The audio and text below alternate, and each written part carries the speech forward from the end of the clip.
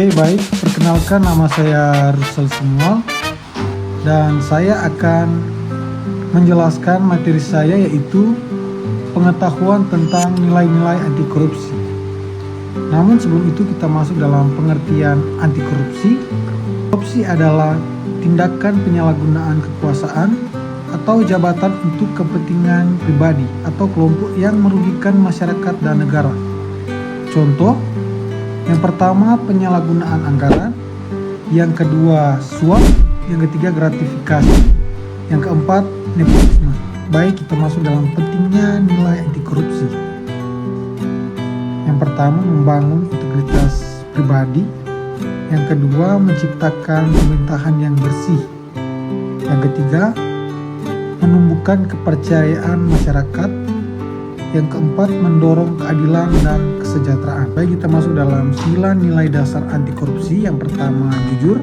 Jujur adalah sikap lurus hati dan tidak berbohong, tidak curang dan tulus ikhlas seseorang dengan nilai kejujuran hatinya tidak akan pernah korupsi karena tahu tindakan tersebut adalah bentuk kebohongan dan kejahatan. Orang dengan berintegritas jujur akan selalu berpegang pada prinsip yang diyakini benar. Orang dengan nilai kejujuran juga harus menolak ketidakjujuran. Dia harus berani menegur atau melaporkan tindakan ketidakjujuran seperti korupsi atau lainnya. Laporan masyarakat ini menjadi salah satu yang sarana efektif untuk memberantas korupsi. Maka dari itu, masyarakat yang berintegritas akan menciptakan lingkungan yang bebas dari korupsi. Yang kedua, tanggung jawab. Seorang yang bertanggung jawab berani mengakui kesalahan yang dilakukan. Mereka juga amanah dan dapat diandalkan. Tanggung jawab akan membuat seseorang memenuhi tuntutan pekerjaan yang dibebankan kepadanya. Orang yang bertanggung jawab tidak akan korupsi karena yakin segala tindakan buruknya akan dibayar dengan setimpal pula. Rasa tanggung jawab tidak begitu saja muncul, akan tetapi terjadi melalui sebuah proses, dimulai dari hal-hal kecil seperti jika mengambil sesuatu harus mengembalikan pada tempatnya. Jika berjanji, janji tersebut harus ditepati. Hal itu secara terus-menerus sehingga menjadi kebiasaan dibentuk oleh latihan. Seorang dapat bertanggung jawab karena telah terbiasa dengan hal-hal yang memerlukan tanggung jawab. Yang ketiga, disiplin. Disiplin adalah sikap mental untuk melakukan hal-hal yang seharusnya pada saat yang tepat dan benar-benar menghargai waktu. Sikap mental tersebut perlu dilatih agar segala perbuatan tepat sesuai aturan yang ada. Komitmen adalah salah satu kunci terbentuknya disiplin. Komitmen adalah sikap mental pada diri seseorang untuk melakukan segala sesuatu yang telah ditetapkan. Hal itu terbentuknya dengan pembiasaan. Seseorang yang komitmen tinggi akan selalu melakukan segala sesuatu yang telah ditetapkan. Yang keempat, mandiri.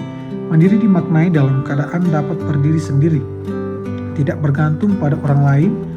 Adapun kemandirian merupakan hal atau keadaan dapat berdiri sendiri tanpa bergantung pada orang lain.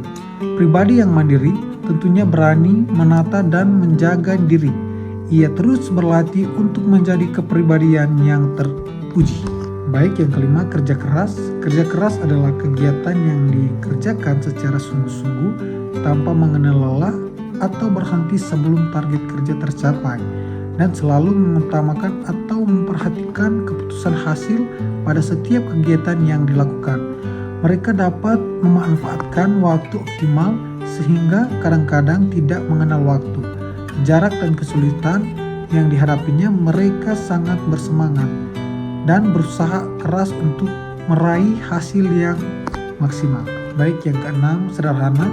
Memiliki pengertian tidak berlebih-lebihan atau dapat dinyatakan sedang dalam arti pertengahan, tidak tinggi, tidak rendah, dan sebagainya.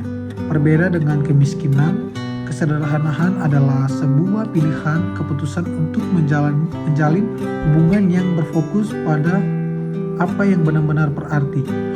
Seorang yang sederhana membebaskan dirinya dari segala ikatan yang diperlukan. Yang ketujuh, berani adalah tidak takut menghadapi bahaya atau kesulitan. Orang yang berani memiliki hati yang mantap dan rasa percaya diri yang besar. pantang mundur dan tidak gentar. Keberanian diperlukan untuk mencegah korupsi dan melaporkan tindak pidana korupsi ke aparat. Baik, yang ke-8, peduli. Peduli adalah mengindahkan, memperhatikan, dan menghiraukan. Jadi kepedulian bersikap memperhatikan kondisi sekitar dan orang lain. Pendapat lain menyebut peduli adalah sikap keberpihakan kita untuk melibatkan diri dalam persoalan, keadaan, atau kondisi di sekitar kita. Yang ke-9, adil. Adil memiliki arti sama berat, tidak berat sebelah, tidak memihak. Adil juga diartikan berpihak kepada yang benar, berpegang pada kebenaran. Secara terminologis, adil bermakna suatu sikap bebas dari diskriminasi dan ketidakjujuran. Oke, demikian 9 nilai integritas yang harus dimiliki oleh semua orang untuk mencegah korupsi. Penerapan nilai-nilai ini tidak hanya baik bagi diri sendiri, namun juga untuk masa depan bangsa ke depannya. Maka dari itu, nilai-nilai integritas mesti ditanamkan dan dilatih semenjak diri untuk melahirkan generasi baru yang lebih bersih dari korupsi. Itulah materi dari saya. Sekian dan terima kasih.